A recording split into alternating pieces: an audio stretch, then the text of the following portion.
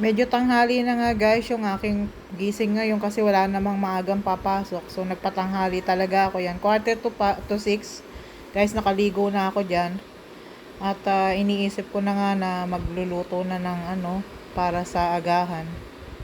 So nilabas ko lang dito guys yung bali yung hotdog. So ano lang yan. Yan, pinaano ka na lang sa tubig sa lababo. Kaunti lang yung hotdog, kaya iniisip ko guys kung lalabas ako para bumili ng pandagdag para sa aming almusal sa katanghalian. So yan, may bida pa dito na ham. So yan lang lulutuin ko para sa agahan. Tulog pa naman yung mga anak ko, mamaya pa sila. So yan, at yun nga, wala kaming gas ngayon, kaya nandito yung aming pang emergency, yung maliit na gasol. Yan guys, kuha muna ako ng aking pambili ng manok para sa aming tanghalian at hapunan. Diyan lang ako guys bibili sa may talipapa sa labasan namin. Kasi kung mamamalengke guys, bala pa yan. Mamamasahe pa guys. So dito na lang at malapit lang naman para convenient, ba? Marami tayong gagawin kaya hindi tayo pwedeng lumayo. So yan, medyo madilim pa nga ngayon kahit na mag-aalas 6 na.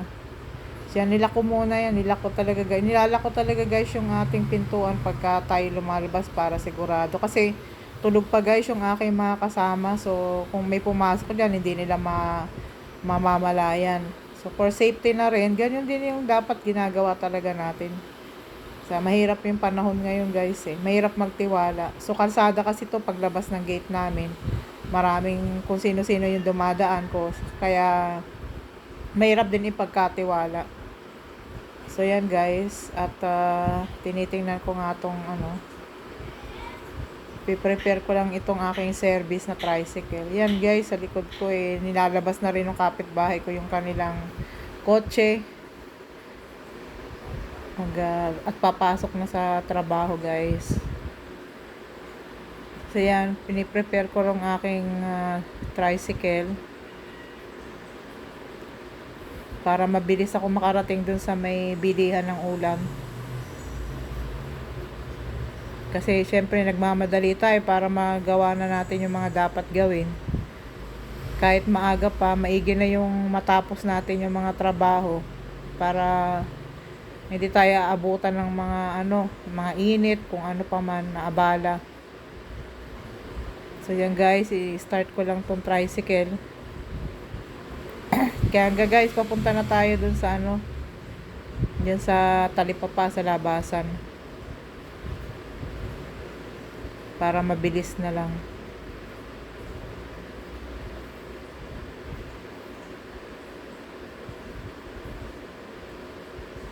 So dapat kahit mga babae tayo guys, pilitin natin hindi nakakapag-drive tayo kahit anong klaseng sasakyan.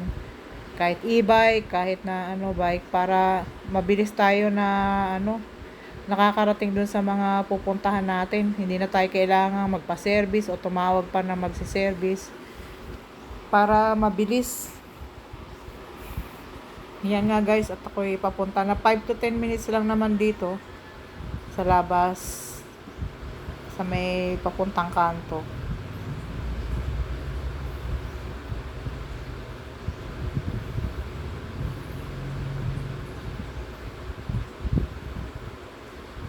At yan nga guys, nakarating na tayo.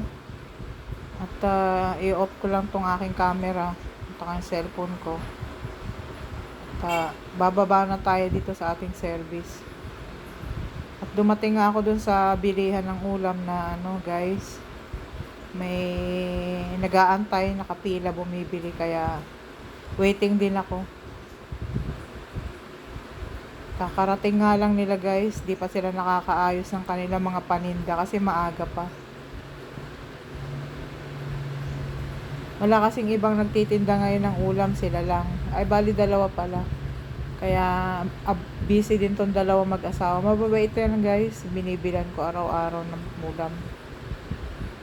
So magaganda yung mga manok nila ngayon, malalaki. Saka ito kasi guys, maayos siya magkatay ng manok. Malinis siya kung gumawa. Kaya nga guys, bibili muna pala tayo ng pandesal habang nag-iintay. Masarap din yung pandesal dito. Dito lang to sa tabi din ng binibilan ko ng ulam. Hintay ko rin sila guys. Kasi may mga pila din dito kasi blockbuster din yung kanilang pandesal. So malunggay pandesal yan guys. So yan nga guys.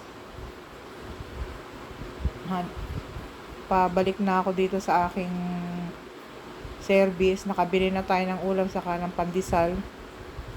Maliwanag na rin guys.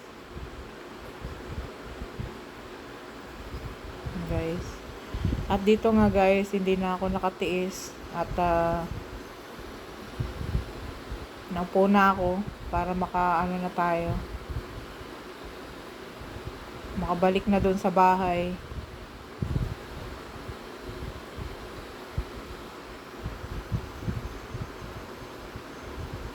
Basa pa nga guys yung buhok ko, hindi ko na sinukulay.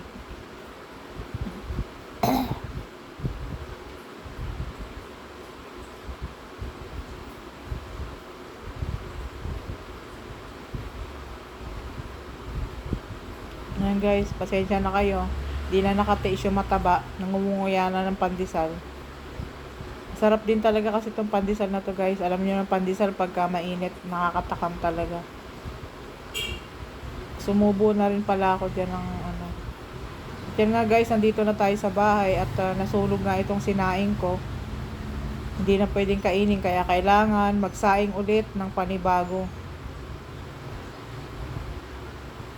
Nagtutong siya. Wala kasi kami guys nga emergency lang to dito nahihinaan yung kalan na ganito. So nasusunog talaga yung sinasaing. At yan nga guys, hugasan ko muna tong binili natin na manok para i-prepare. Pero hindi ko pa naman siya gagawin. Hindi ko pa siya lulutuin. Hugasan ko lang. Malinis naman siya guys. Kasi maayos yung titinda ng manok, nililinis siya. Pinatanggal ko na nga pala guys yung dyan, yung balat. Kasi hindi naman namin kinakain yung balat Saka unhealthy din yan. So ganito kami pag bumibili ng ng manok, puro pitso lang din. Kasi ayaw ng mga anak ko ng mga ibang part dyan.